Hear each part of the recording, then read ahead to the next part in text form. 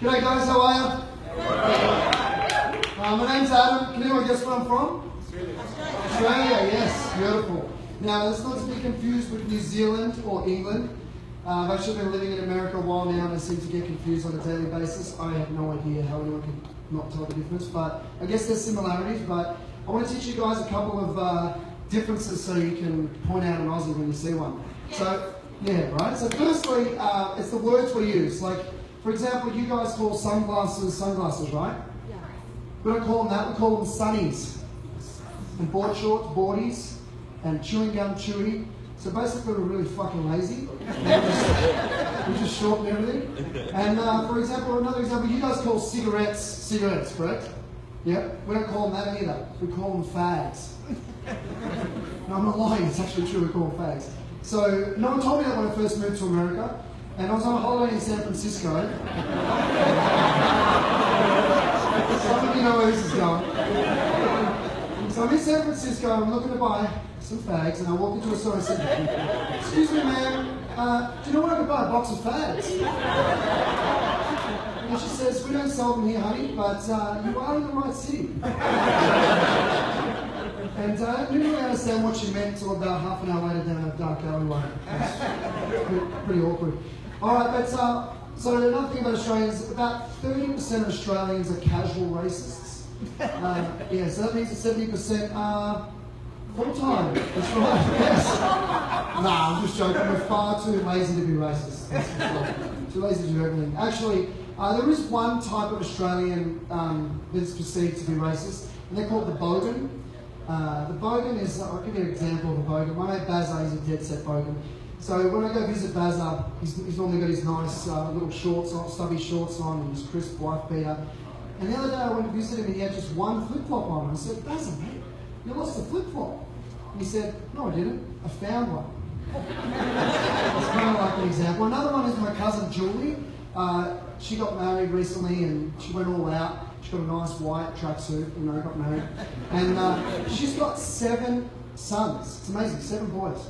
And she named them all Dylan, which I found really weird because I said to her, "Julie, what are you going to do if you want to just call one of them over?" She said, "That's real easy. I just call them by their last name." You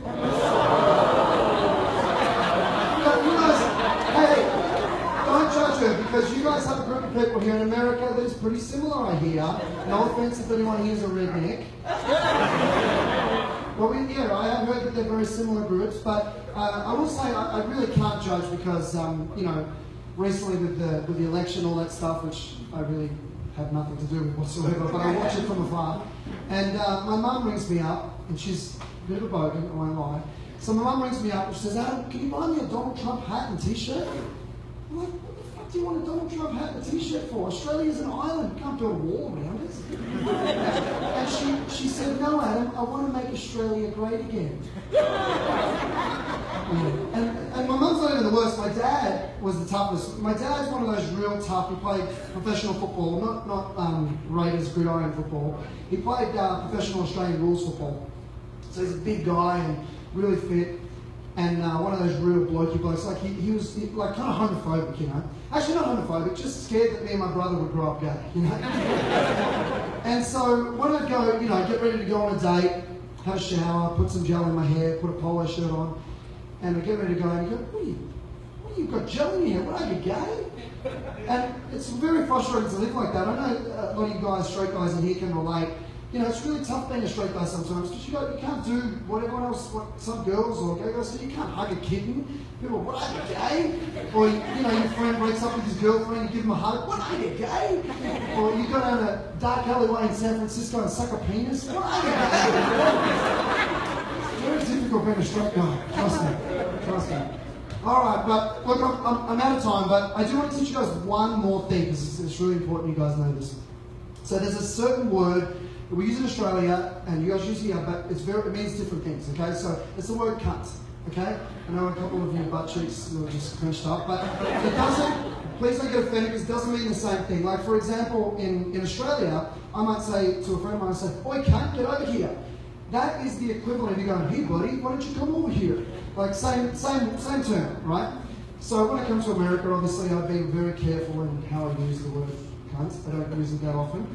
But I I did want to recommend for you guys, if you ever come to Australia and you go through customs, make sure you call the custom officer a cunt. It's Australian. All right, thanks guys. I appreciate it.